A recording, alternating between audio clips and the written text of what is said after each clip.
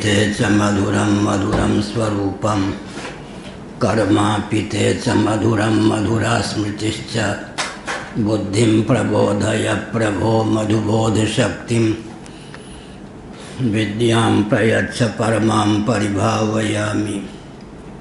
कोमलं कूजयन् वेणुं श्यामलोऽयं कुमारकः वेदवेद्यं परं ब्रह्म भासतां हृदये मम।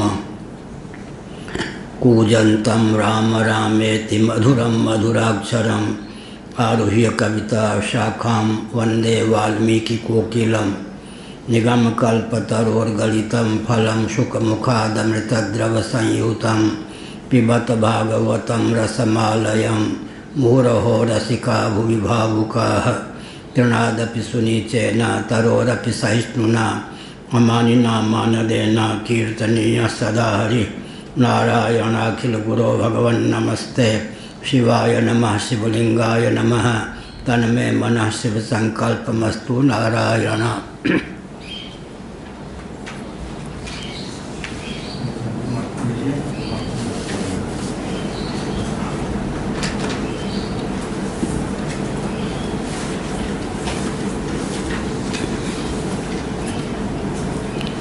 चालीस श्रीमद्भागवत सप्तम स्कंध अध्याय 2 श्लोक 40। तस्याब पथिच्युतं तिष्ठति दिष्टरक्षितं गृहे स्थितं तद्विहतं विनश्यति जीवत्यनाथोऽपि तदीक्षितो वने गृहेऽपि गुप्तोऽस्य हतो न जीवति। यह श्लोक बहुत प्रसिद्ध है, कथावाचकों को प्रायः कंठस्थ रहता है। मन को सांत्वना देने के लिए बहुत ही उपयोगी है।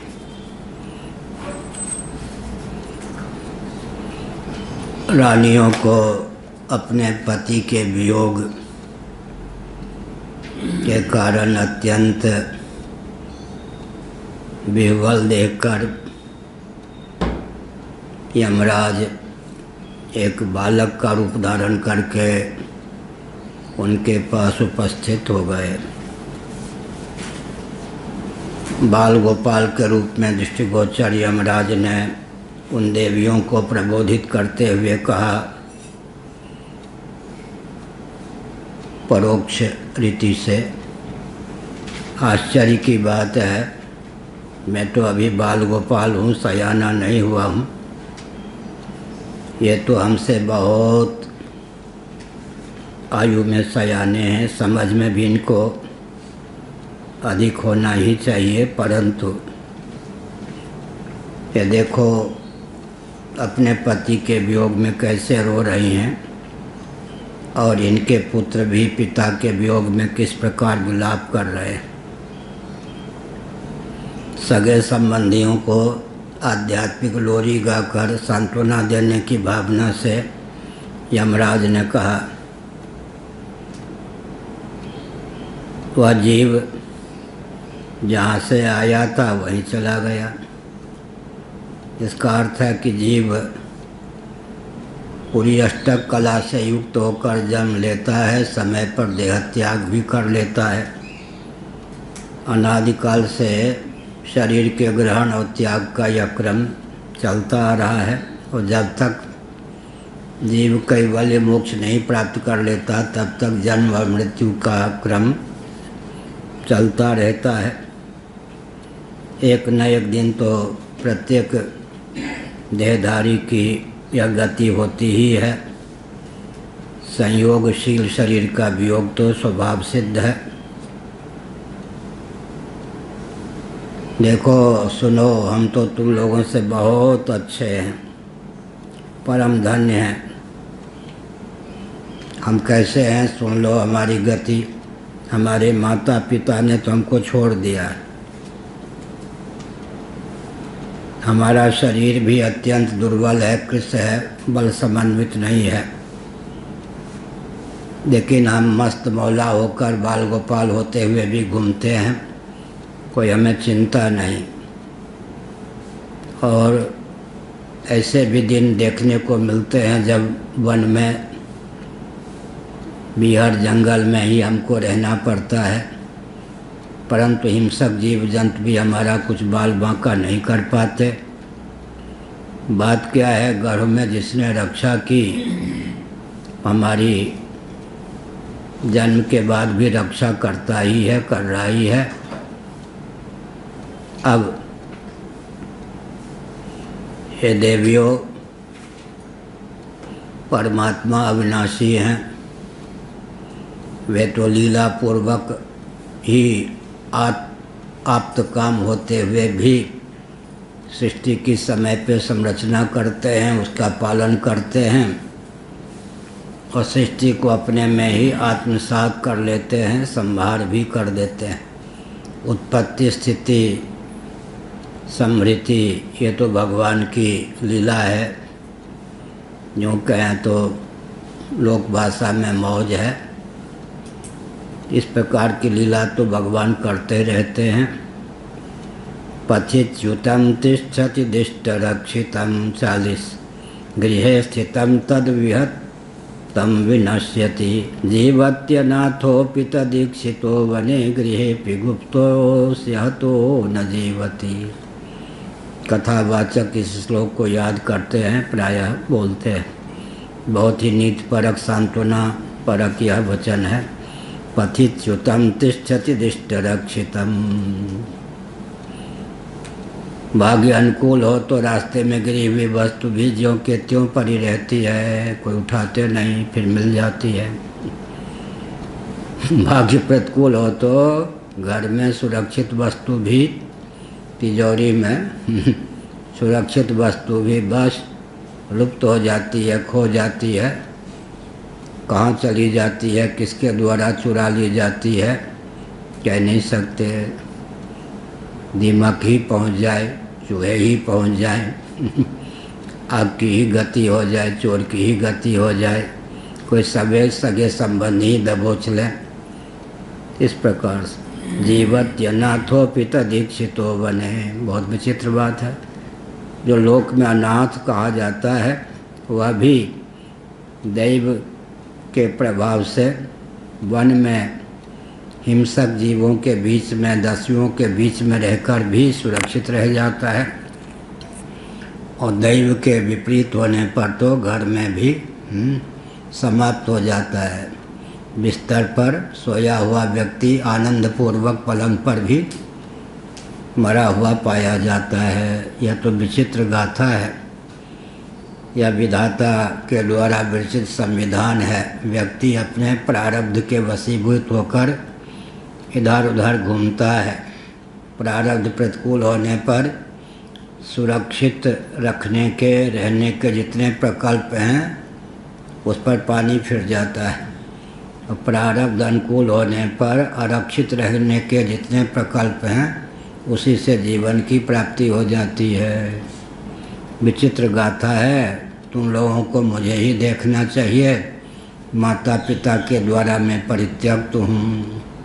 शरीर भी देखो दुबला पतला है, कभी भोजन मिलता है कभी नहीं, कोई बिस्तर इत्यादि की व्यवस्था नहीं, कोई आंसू पोंछने वाला नहीं, कभी मार्ग के किनारे ही सोना पड़ता है, कभी वन में ही सोना पड़ता है। लेकिन जीव जंतुओं से भी मैं सुरक्षित हूँ। सब प्रतिकूल होने पर भी धैर्य मेरा साथ देता है। प्रारब्ध इसलिए अनुकूल है कि कोई बाल बांका नहीं करता। बाह्य परिस्थिति अत्यंत प्रतिकूल होने पर भी मेरी मौज मस्ती पर ध्यान तो दो देवियों। यह कहा भूतानि तैस्तैर्निजयो निकर्मभिर् भवन्ति काले न भवन्ति सर्वशः न तत्र हि आत्मा प्रकृतावपि स्थितस्तस्या गुणैरन्यतमो निबध्यते। नीतिपरक श्लोक हैं, बहुत बढ़िया। मृत्यु तो सुनिश्चित है। प्रारब्ध के 3 फल हैं। योग दर्शन के अनुसार वेदांत को भी ज्यों के त्यों वे 3 फल मान्य हैं। भगवत पाद शिवावतार शंकराचार्य महाभाग अपने भाष्यों में योग दर्शन के आधार पर जो प्रारब्ध के 3 फल हैं उन्हें समुद्रित करते हैं। जाति, आयु, भोग, मुख्य 3 ही फल हैं। जाति माने जन्म, हो ही गया। आयु माने श्वास और प्रश्वास की निश्चित अवधि, कोटा। और भोग का अर्थ होता है सुख दुख देने वाली सामग्री, वस्तु और व्यक्ति की उपलब्धि, उनकी प्राप्ति से सुखानुभूति, दुखानुभूति, इसका नाम है भोग। सुखानुभूति, दुखानुभूति का नाम है भोग। जन्म का नाम है जाति। आयु का अर्थ श्वास प्रश्वास की निश्चित अवधि का नाम है आयु। जाति, आयु, भोग। आयु माने श्वास प्रश्वास की निश्चित अवधि। ये 3 तो प्रारब्ध के फल हैं, इसलिए जन्म तो हो ही गया। ब्राह्मण कुल में, क्षत्रिय कुल में, मनुष्य, पशु, पक्षी जो होना था हो ही गया। उस पर अब क्या बस चलेगा? प्रारब्ध के पीछे डंडा लेकर क्या घूमेंगे? वो तो फलीभूत हो ही गया। रह गई बात आयु की। संयम के द्वारा आयु का निरोध हो सकता है। योगी लोग स्वल्प आयु को भी दीर्घ कर लेते हैं, भोगी लोग दीर्घ आयु को भी स्वल्प कर लेते हैं। श्वास प्रश्वास को बांध लेते हैं समाधि में, तो आयु 10 वर्ष किसी को निर्विकल्प समाधि लग जाए तो जिस आयु की को लेकर, जिस आयु में उसने समाधि लगाई, वही आयु बनी रहती है। आयु पर योगियों की गति होती है। भोगी क्षीण कर लेते हैं, योगी स्वल्प आयु को भी विस्तृत कर लेते हैं। कहीं वरदान के द्वारा, कहीं समाधि के द्वारा आयु पर नियंत्रण हो जाता है। यह भोग की बात है। प्रारब्ध अनुकूल प्रतिकूल परिस्थिति उत्पन्न कर सकता है, लेकिन अनुकूल बुद्धि प्रतिकूल बुद्धि विवेक पर अविवेक पर निर्भर है। क्या और किसको कितनी वेदना प्राप्त होती, कितना सुख प्राप्त होता है, कितना दुख प्राप्त होता है, ये विवेक पर निर्भर है। विवेक अगर पुष्ट है तो दुख की घाटी में रहकर भी व्यक्ति प्रसन्न रहता है। पूज्य गुरुदेव का श्री विग्रह दृष्टिगोचर नहीं रह गया था। संडीला है हरदोई जिला में, वहाँ एक धर्मसंघ का अधिवेशन था।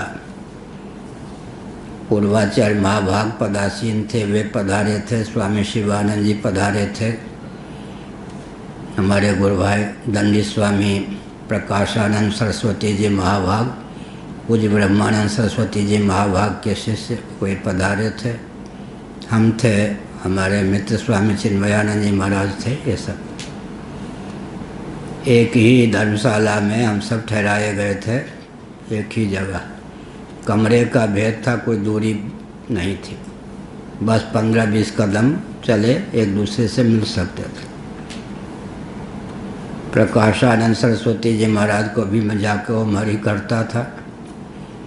कुछ गुरुदेव के ब्रह्मचारी रहे थे, संन्यास उन्होंने श्री ब्रह्मानंद सरस्वती जी महाभाग से लिया था। स्वामी शिवानंद जी हरदोई जिला के थे ही, हमारे गुरु भाई थे, उनको भी जाकर वो मरी करता था। स्वामी प्रकाशानंद जी महाराज ने कहा, शिवानंद स्वामी से कहो आके मुझे वो मरी करें। स्वामी करपात्री जी महाराज के गुरु जी का मैं शिष्य हूँ, तो चाचा गुरु हो गया ना। मैंने शिवानंद जी महाराज से कहा कि वो कहते हैं कि वो मुझे आके वो मरी करे, मैं क्यों करूं?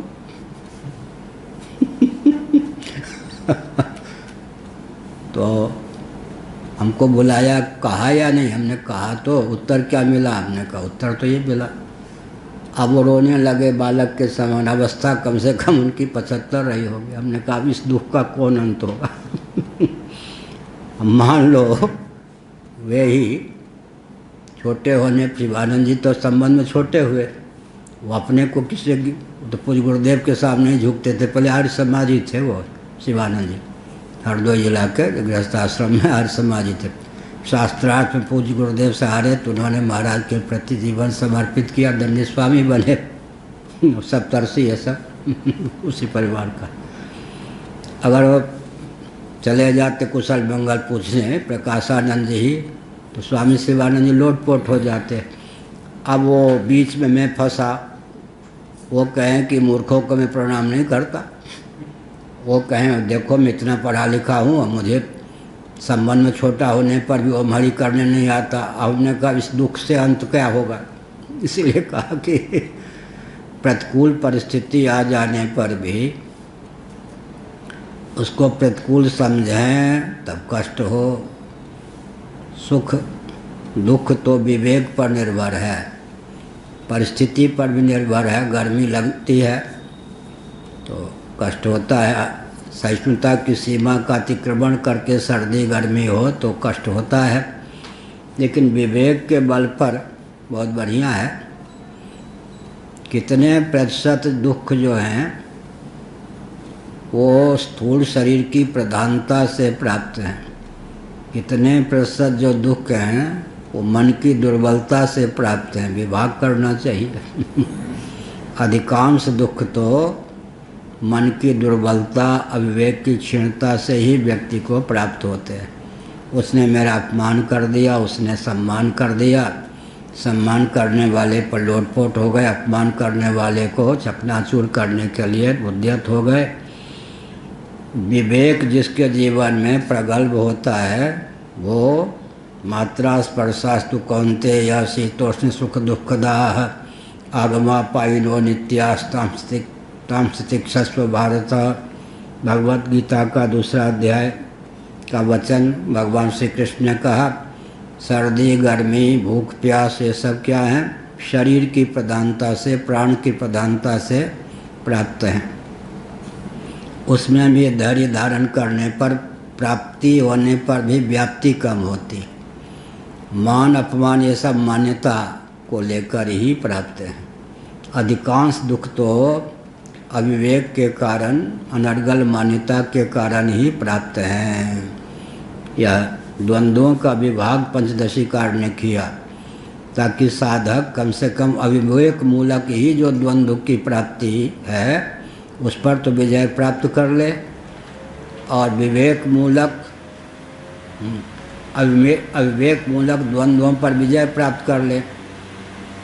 कुछ विवेक, हाँ ओढ़ लो कुछ विवेक मूलक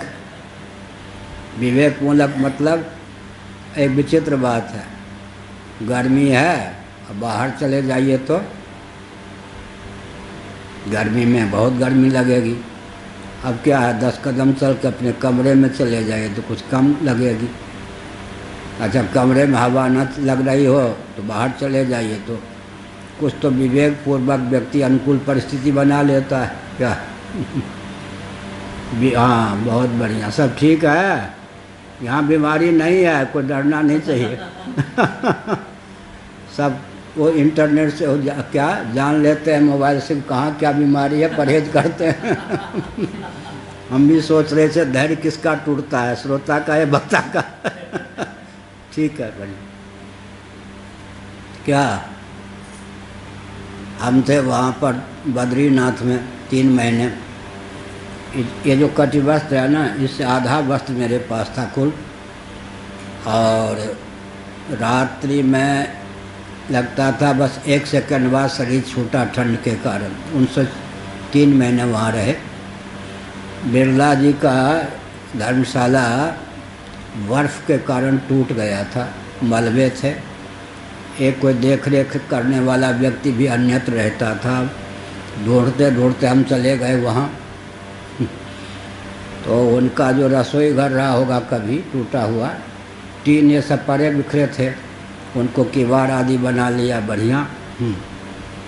और सीमेंट पे बहुत ठंड लगे तो एक जैसे ऊपर आते हैं ना, जीने के नीचे भी थोड़ी जगह बच जाती है। एक जालीदार लकड़ी का इतना बड़ा टुकड़ा मिल गया था, बीच बीच में जैसे कटोरे जैसे छेद होते हैं, उसको रख के, क्योंकि वहाँ तो ज़मीन पे पाँव दिया नहीं कि गलने लगते थे रात में, उस पर बैठ करके रात में ऐसे ऐसे करता रहता। 3 महीने ऐसे बीते, फिर भी बद्रीनाथ जी की कृपा से 3 महीने वहाँ डटे रहे और 5 आवृत्ति एक आसन पे बैठ के बद्रीनाथ जी को गीता सुनाता था। वहाँ एक त्रिपाठी जी थे व्यवस्थापक सरकार की ओर से, वो कहते ब्रह्मचार्य जी बद्रीनाथ का व्यवस्थापक मैं हूँ, यहाँ भरपेट खिचड़ी हमारे यहाँ से ले लिया करो। हमने कहा एक जगह नहीं पाते, देर हो जाती क्षेत्रों में, कुल मिला के अधिक से अधिक इतने हैं 4 रोटी मिलती। उस पर 3 महीने रहा। रात्रि में लगता था एक क्षण में नष्ट हो जाएगा शरीर, एक क्षण में नष्ट हो जाएगा शरीर। तो हमने क्या संकेत किया? संकेत किया कि दिन आते हैं जाते हैं, व्यक्ति के जीवन में विवेक की प्रगल्भता हो तो हर घाटी पार करके वह सुरक्षित रहता है।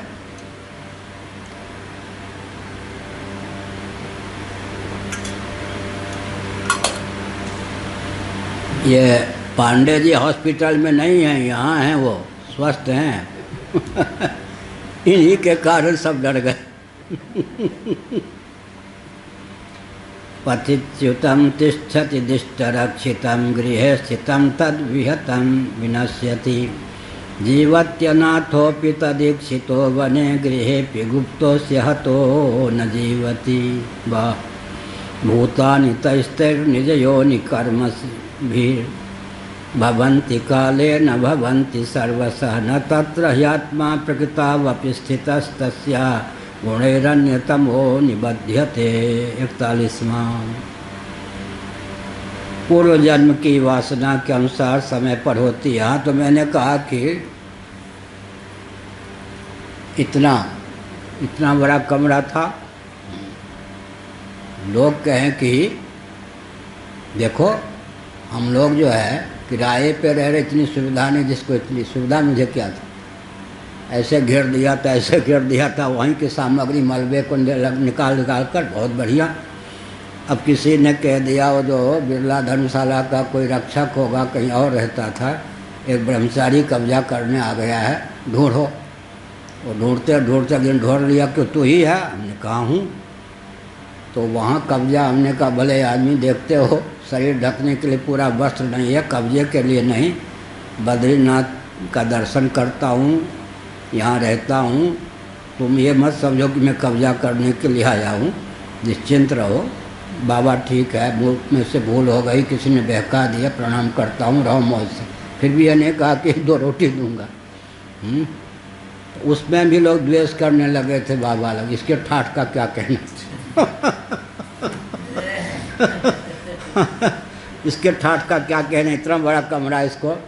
हमने कहा कमरा ही क्यों, ऊपर का टूट गया था, नीचे 25 कमरे थे, इतने बड़े, तो आधे आधे वाले। हमने कहा सब हमारा ही है, अभी जहाँ चाहो बैठ जाओ, जहाँ चाहो लेट जाओ। और रात में एक क्षण लगता था शरीर टूटे, उसमें भी लोग द्वेष करने लगे। तो हमने कहा भाई विचित्र बात है। इसलिए अब देखिए ना, घोंसला बनाकर पक्षी बया इत्यादि अपना जीवन यापन कर लेते हैं। इसी प्रकार से अगर व्यक्ति की बुद्धि व्यवस्थित है तो विवेकानंद जी ने गाथा लिखी। एक व्यक्ति को क्या किया गया, दंड दिया गया उसकी बुद्धि की परीक्षा के लिए। स्वामी विवेकानंद जी का संस्मरण है। बुद्धि की परीक्षा के लिए एक ऐसी जगह भेज दिया गया, काला पानी में नहीं, एक ऐसी जगह जहाँ सब चीज़ सुलभ और सब चीज़ दुर्लभ। गोबर के ढेर पड़े हैं, ये है वो है, कहीं बेंट कहते हैं ना फावड़ा के, कहीं फावड़े वहाँ है, बेंट वहाँ है, और कहीं जौ इत्यादि के दाने वहाँ बिखरे हैं, ये हैं वो हैं। उसने सोचा ये दंड है, उपहार है। पूरे निरीक्षण किया उसने जाकर। निरीक्षण करने के बाद उसने देखा ओहो यहाँ तो बिल्कुल स्वर्ग बनाया जा सकता है। बेंट लिए, फावड़ा को व्यवस्थित कर दिया और गोबर का खाद का रूप दे दिया, जौ इत्यादि जो बिखरे थे उनको बीज का रूप दे दिया, एकदम स्वर्ग बना दिया। तब जिसने उसे सजा दी थी उसकी बुद्धि की परीक्षा के लिए उसने आके कहा भाई हाँ, उन्होंने कहा हमको नरक में भेज दो तो हम स्वर्ग बना देंगे। और किसी व्यक्ति को जहाँ तहाँ थूकता है, मलमूत्र का त्याग करता है, गंदगी में रहना पसंद करता है, बढ़िया कमरा दे दो तो नरक बना देगा। इसलिए क्या विवेक व्यक्ति के पास होता है तो दुख की घाटी में भी विवेक के बल पर वो आनंद का अनुभव करता है। तो विवेकानंद जी ने जो ये गाथा अपने वक्तव्य में कही, उससे हमने बहुत लाभ उठाया। बढ़िया। हमारे यहाँ का भोजन उपनारायण ये सब कहते, गौरी नाथ ये सब सबसे बढ़िया घर का होता था। कोई धनी नहीं, भोजन बनावें कैसे, किसी सामग्री को बढ़िया रूप से क्या दें, वो माताओं को प्रशिक्षण प्राप्त था। लोग कहते थे बड़े मौज से लोग रहते हैं और बाग से अपना क्या बांस इत्यादि ले आए, बहुत ठाठ बाट से गरीबी में रहना सीखा है। इसका मतलब क्या है? इसका अर्थ है कि बुद्धि व्यवस्थित हो, व्यक्ति हर वस्तु का, परिस्थिति का, व्यक्ति का अक्लिष्ट उपयोग करने में समर्थ हो, तो उसको दुख देने वाला भी आश्चर्य करता है, वो वहीं से सुख का मार्ग निकाल लेता है। और अगर विवेक नहीं है तो सुख के खजाने में जाकर, सुख की परिस्थिति में जाकर रख दो तो वहीं से दुख निकाल लेगा। हमको कोई प्रणाम ही नहीं करता है लो इसी पे मरे जाओ ये इसीलिए यहाँ पर विवेक की बात बहुत बढ़िया कहा ना यमराज ने, बालक का रूप धारण करके। माता पिता ने मुझे त्याग दिया है, शरीर से भी मैं बलवान नहीं हूँ, सर्प बिच्छुओं के बीच में भी दिन रात्रि बिताता हूँ, बहुत मस्ती से रहता हूँ, देखो मुझे तो कोई कष्ट नहीं है। और तुम तो राजभवन में रहकर पत्नी हो, राजा के दिवंगत हो जाने पर रो रही हो कुर्री के समान। दुख तो यहाँ भी पहुँच गया, मेरे पास तो वन में भी दुख नहीं पहुँच पाता। यह बात इसीलिए बहुत बढ़िया। इदम शरीरम तो पूर्व जन्मों के वासना के अनुसार समय पर व्यक्ति का जन्म होता है, समय पर शरीर का विसर्जन भी हो जाता है। शरीर से आत्मा अत्यंत भिन्न है, साक्षी है, दृष्टा है, इसलिए जन्म मृत्यु से वास्तव में अछूता है, न उसका जन्म है न उसकी मृत्यु है। इस तरह से अपने आप को निर्द्वंद्व रखना चाहिए, हर परिस्थिति में आनंद का अनुभव करना चाहिए। मैं कई बार कहता हूँ, किसी भी घटना का जो वैराग्य, भक्ति या बोध में उपयोग करने में समर्थ है, उसको दुख कौन दे सकता है? ठीक है, घटना तो सबके जीवन में आती है।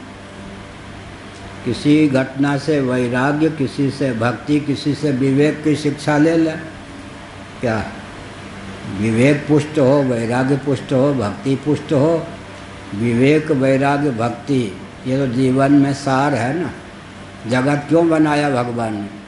जीव इस जगत में विवेक, वैराग्य, भक्ति, जिससे वैराग्य करना चाहिए उससे वैराग्य, बोध के बल पर, और भक्ति, भगवान में भक्ति, भक्ति विरक्ति, भगवत प्रबोध,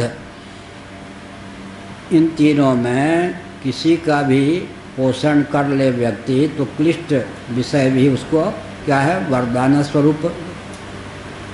क्लिष्ट विषय भी उसके लिए वरदान स्वरूप सिद्ध हो जाता है। भक्ति, विरक्ति, भगवत प्रबोध में जीवन का, जगत का जो उपयोग नहीं करना जानते, उनके लिए सुमंगल भी अमंगल हो जाता है। अनुकूल प्रारब्ध आया तो बस हाथ झोंक करके भोग राग में फंस जाते हैं। अनुकूल प्रारब्ध भी उनके लिए क्या है, प्रतिकूलता का रूप धारण कर लिया।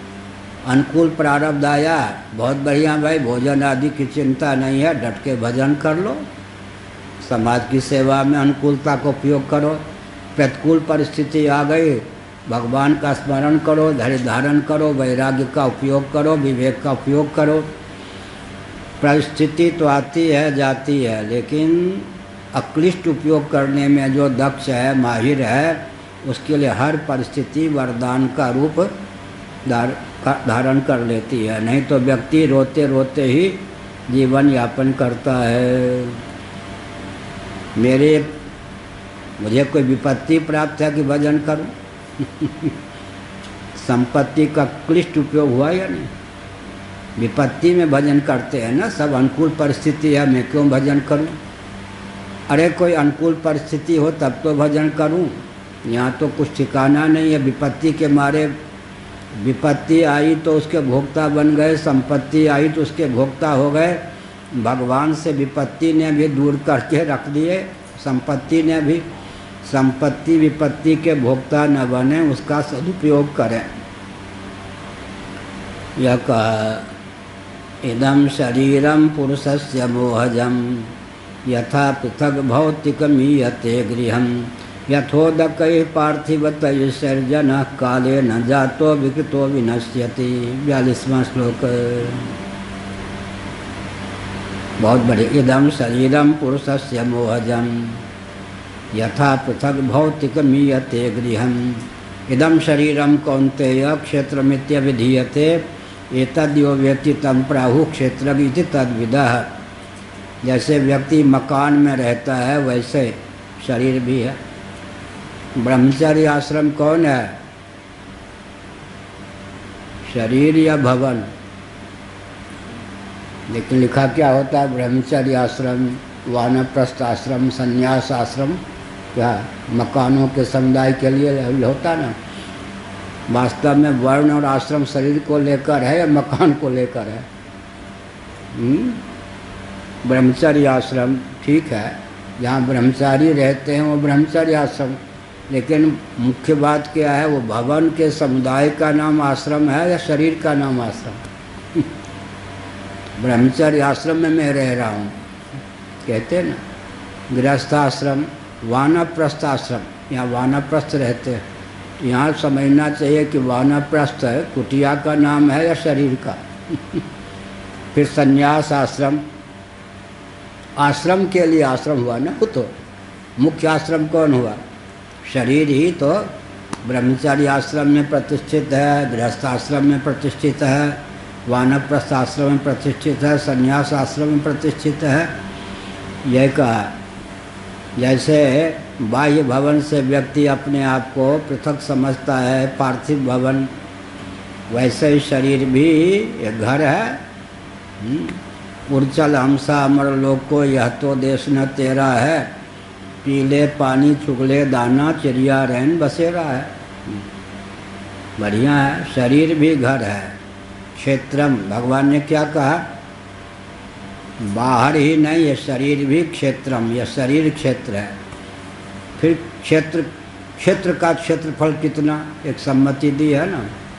क्षेत्र का क्षेत्रफल भगवान ने कितना बताया? शरीर, इदम शरीरम का ना, इदम को कहाँ तक ले गए? क्षेत्र, खेत, क्षेत्र का क्षेत्रफल कितना बताया? लग रही है।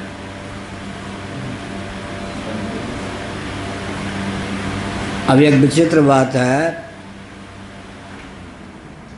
हाँ, क्षेत्र का क्षेत्रफल कितना होगा भृगु जी? इदम शरीरम कौन्तेय क्षेत्र मित्यभिधीयते, गीता के 13वें अध्याय के अनुसार क्षेत्र का क्षेत्रफल कितना होगा? इदम कहाँ तक चला जाएगा? प्रकृति तक। 24 तत्व जो अचित पदार्थ के हैं, भगवान सबको ले गए ना क्षेत्र में। महाभूतान्य अहंकारो बुद्धिरव्यक्तमेव च इंद्रियाणि दशेकंच पंचचंद्रिय गोचरा। ये 24 तत्व हो गए या नहीं? इच्छा द्वेष सुखम दुखम संघात चेतना धृति, ये तो क्षेत्र में उपजने वाले भाव हैं, बुलबुले हैं। क्षेत्र का वर्णन भगवान ने कहाँ तक किया? महाभूतान्य अहंकारो बुद्धिरव्यक्तमेव च इंद्रियाणि दशेकं च पंचचेंद्रिय गोचरा। 24। मूल क्षेत्र कौन हो गया? प्रधान प्रकृति। प्रकृति ही मूल क्षेत्र है न, मूल क्षेत्र। प्रकृतिम पुरुषं चैव विध्यनादि उभावपि। विचित्र बात। इदम शरीरम कौन्तेय क्षेत्र मित्य विधीयते। क्षेत्र में फिर कहाँ ले गए? क्षेत्र को बैठा दिया प्रकृति पर, और क्षेत्रज्ञ को कहाँ बैठा दिया भगवान ने? पुरुष पर। पुरुषम प्रकृतिम चैव विध्यनादि उभावपि, दोनों अनादि हैं। मूल क्षेत्र कौन है? प्रकृति। मूल क्षेत्र कौन है? पुरुष। तो एक जीववाद हुआ या अनेक जीववाद? तो ईश्वर हो गए या जीव रह गए? ये तो 24 तत्वों का क्या है? मिला जुला रूप है। इन 24 ये जो क्षेत्र है, क्षेत्र का क्षेत्रफल कितना? सांख्योक्त 24 जो पदार्थ हैं, अचित 24 जो पदार्थ हैं सब क्षेत्र हो गए या नहीं? महाभूत उपादान। क्या कोई कहे घट, घट का पूरा परिचय क्या होगा? घट का वास्तविक ज्ञान क्या होगा? मिट्टी समझ लें। मिट्टी का वास्तविक ज्ञान क्या होगा? समष्टि पृथ्वी समझ लें। पृथ्वी क्षेत्र है तो फिर पृथ्वी का स्वरूप क्या होगा? जल। घट को परखने चलें तो कहाँ जाके घट बैठेगा? घट बैठेगा जितने किलो मिट्टी से घट निर्माण हुआ उस मिट्टी पर बैठ गया या नहीं? मिट्टी बैठेगी पृथ्वी में जाके, पृथ्वी कहाँ बैठेगी? जल में जाके, जल कहाँ बैठेगा? तेज में तेज कहाँ? वायु में वायु कहाँ? आकाश में आकाश कहाँ? अहम तत्व में अहम तत्व कहाँ? महतत्व में महतत्व कहाँ? प्रकृति में इदम या घट है, इसको जाके कहाँ बैठा देंगे? प्रकृति तक। ऐसे शरीर को कहाँ बैठाएंगे? प्रकृति तक। अब घटज्ञ कहाँ बैठ गया? पुरुष पे जाके। क्षेत्रज्ञ कहाँ बैठ गया? पुरुष पे जाके। तो क्षेत्र का क्षेत्रफल किसी भी वस्तु पे ध्यान जाए, हम लोगों ने 8-8 घंटे धारणा की है, किसी वस्तु पे ध्यान जाए तो जब तक उसको आत्मा से एक नहीं समझ लेते थे तब छोड़ते नहीं थे। ये सुन लिया अच्छा है, फिर उसके अनुसार अभ्यास करना चाहिए। क्या जिस पे दृष्टि जाए उसी को ब्रह्म तक पहुंचा दें, कम से कम प्रकृति तक तो ले ही जाएं। क्या तब क्या होगा? घनीभूत ज्ञान हो जाएगा, निष्ठा हो जाएगी। तो यही ये घट क्या है, अभी तांबा क्या है, लोटा क्या है, अंत में इस पात्र जो है ताम्रपात्र कहाँ जाकर बैठेगा? प्रकृति। प्रकृति इसका मौलिक स्वरूप है या नहीं? यह है। तो क्षेत्र का क्षेत्रफल कहाँ कितना हो गया? शरीर आदि जो क्षेत्र हैं इनका क्षेत्रफल कितना हो गया? 24 जो अचित पदार्थ के प्रभेद हैं। तो मूलक क्षेत्र कौन हो गया? मूलक प्रकृति का नाम ही मूलक क्षेत्र हो गया। तब क्षेत्रज्ञ कहाँ बैठ गया जाके? क्षेत्रज्ञ का मौलिक स्वरूप क्या हो गया? क्षेत्रज्ञ का पुरुष ही हो गया। प्रकृति में पुरुषम से हुआ यह है। और प्रकृति को फिर कहाँ ले जाएंगे? ब्रह्म की शक्ति। तो पुरुष को कहाँ ले जाएंगे? ब्रह्म तक। फिर ब्रह्म की शक्ति जब प्रकृति हो जाएगी तब अद्वैत तक कैसे ले जाएंगे? कोई भी शक्ति शक्त को, अपने आश्रय शक्तिमान को अपनी विद्यमानता से सद्द्वितीय नहीं करती। अपने कोटि कोटि कार्यों को लेकर भी शक्तिमान को सद्द्वितीय नहीं होने देती पंचदशी। तो क्या अर्थ हुआ? ब्रह्म शक्ति रेव प्रकृति ही निरालंबोपनिषद।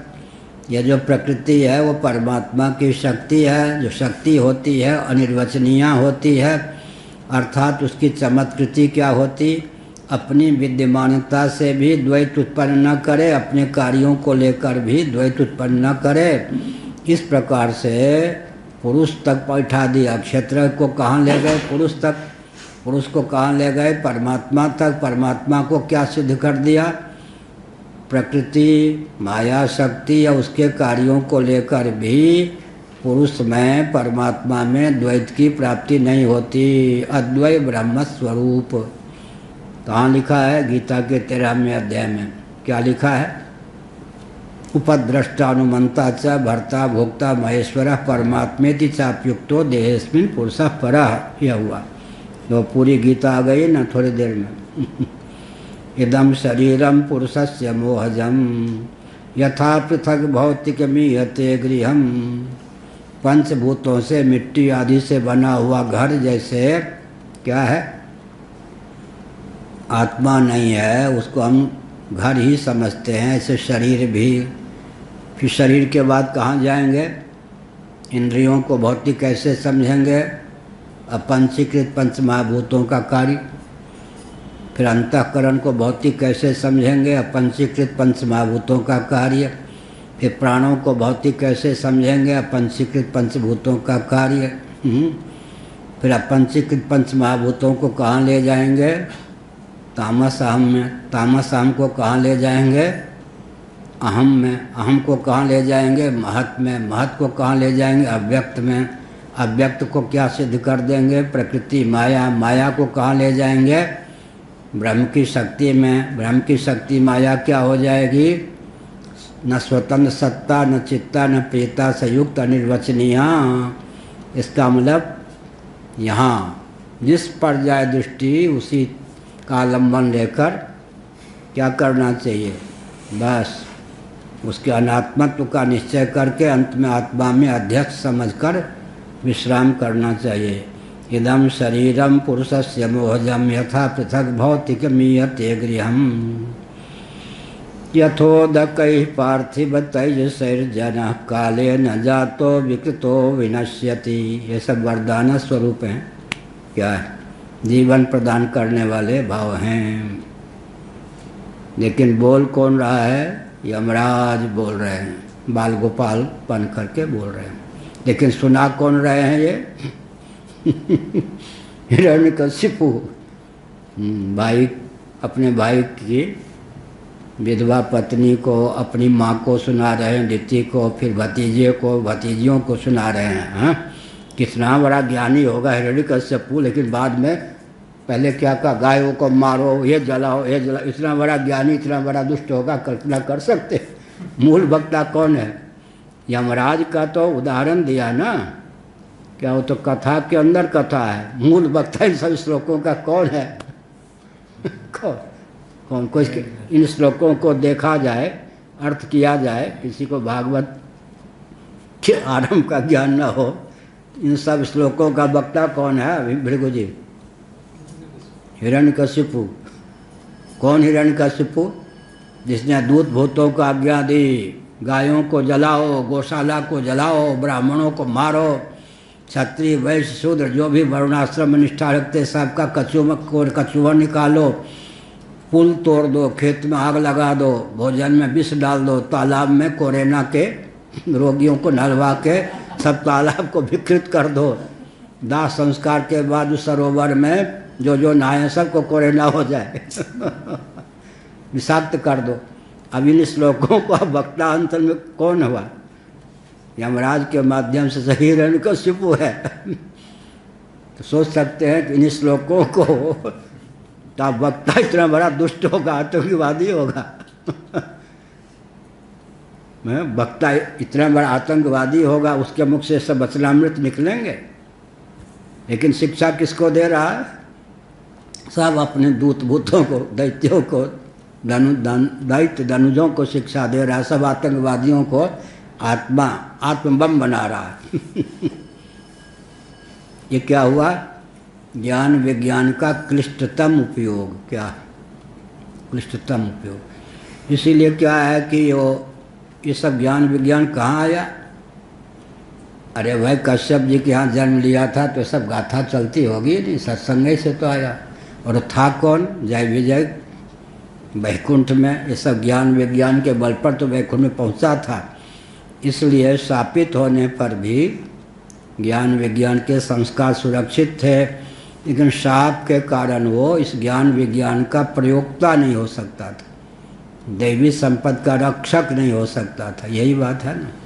और वो भी बेचारे से अपराध क्या बना था, सनत कुमार आज मैं सोच रहा था सनत सुजाति आदि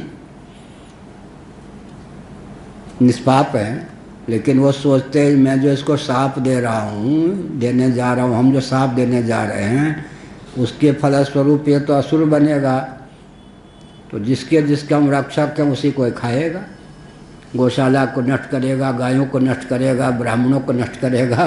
क्या मतलब, सनकादि के द्वारा दिया हुआ शाप जो है किसको जाके लगा, सांप के चपेट में कौन आए, जिनकी रक्षा ही सनकादि चाहते हैं। तो साप देने के पीछे भी सोचना चाहिए कि साप ही कहीं हमारे लिए साप न सिद्ध हो जाए। जिसकी रक्षा करने के लिए हम हैं, कहीं उसी के लिए हमारा साप क्या है, नष्ट करने का बानक न धारण कर ले। आज मैं सोच रहा था, वो तो अहंकार से ऊपर हैं, लेकिन सनकादि सोचते कि हमारे साप के 3 ही जन्म का दिया, अंत में समेट लिया, नहीं तो 10-20 जन्म और होते इनके, तब तो कुछ भी विश्व में रहने नहीं देते। ये भी होता है कि साप का फल विस्फोट प्रकारांतर से, सनकादि पर कोई आक्षेप नहीं है। ये साप जो दे रहे, अब कहीं वो साप हमारे लिए साप न हो जाए क्या, प्राय होता यही है। जिसको हम साप देते हैं वो साप हमारे लिए ही साप हो जाता है। जिसकी हम रक्षा करते हैं उसी का संहार इसने किया या नहीं। सनकादि किसकी रक्षा करेंगे, गाय की, ब्राह्मण की, वर्णाश्रम की, वेदादि शास्त्रों की, क्या तो सब का नाश कर दिया। लेकिन वक्ता भी कितना बढ़िया, यमराज के मुँह से कौन बोल रहा है, हिरण्यकशिपु बोल रहे हैं, व्यास गद्दी पर बैठे हैं अभी भाई, छोड़े मत। इदं शरीरम पुरुषस्य मोहजम यथा पृथक भौतिकमीयते गृहम् यथोदकैः पार्थिव तैजसैर्जन काले न जातो विकृतो विनश्यति। अज्ञान के वशीभूत होकर ही व्यक्ति इसको अपना समझ लेता है। बुलबुले आदि पानी के विकार, इसी प्रकार से घड़े इत्यादि मिट्टी के विकार हो गए, स्वर्ण इत्यादि तेजस हो गए, ये रूपांतरित। पार्थिव विकार, वारुण विकार, तेजस विकार का नाम लिया। पार्थिव तेजसैर जना उदकई है, उदक माने जल के विकार कौन हो गए, तरंग बुदबुद फैन आदि। पृथ्वी के विकार कौन हो गए, हीरा पर्यंत। खंडन खंड खाद्य में आया है, हीरा जो है पार्थिव है, सोना है तेजस। पृथ्वी के विकार कौन हो गए, घट इत्यादि होते होते कहाँ तक, हीरा तक पृथ्वी के विकार। तेजस कौन हो गए, सुवर्ण को तेजस कहा गया है। यह सब पार्थिव और वारुण और तेजस विकार, यह सब संसार है। हीरा क्या है, पार्थिव, सोना क्या है, तेजस, ये। और नीलमणि भी क्या है, वारुण। बिल्कुल ठोस है, लेकिन वो बर्फ पिघलने से बच जाए, ऐसे जगह बर्फ हो पिघलने से बच जाए तो वही धीरे धीरे नीलमणि का रूप धारण कर लेता है। यथोदकैः पार्थिव तैजसैर्जनः काले न जातो विकृतो विनश्यति। ये सब के सब क्या है, समय पर जन्म लेते हैं, परिवर्तित होते होते ऐसा रूप धारण कर लेते हैं कि कोई परख भी न सके। पारखी व्यक्ति ही परख पाते हैं। फिर धीरे धीरे ये सब के सब विलुप्त भी हो जाते हैं। माने हीरा की भी दुर्गति हो जाती है, सोने के भी दुर्गति हो जाती है, और क्या कहें नीलमणि आदि की भी दुर्गति हो जाती है।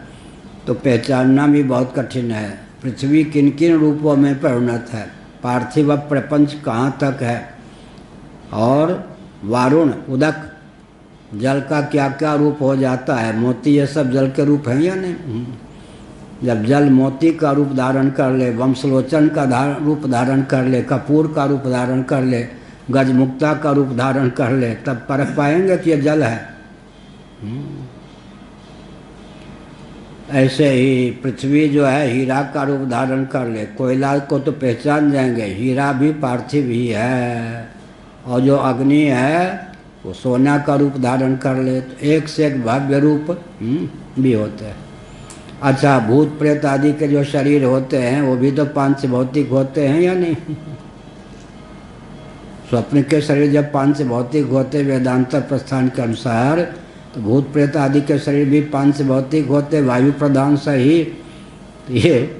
और जो देवता होते हैं उनके शरीर में दिव्यता होती है, लेकिन भौतिकता तो है।